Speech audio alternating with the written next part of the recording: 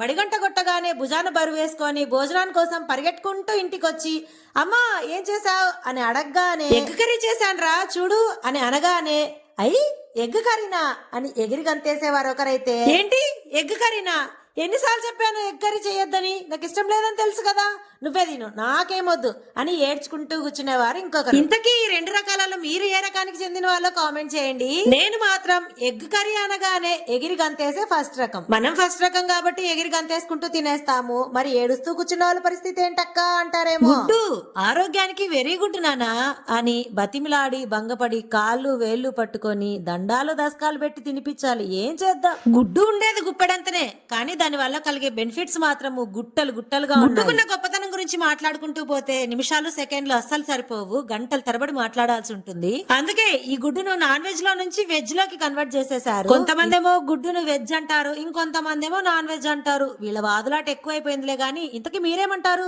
గుడ్డు వెజ్జా నాన్ వెజ్జా చెప్పండి.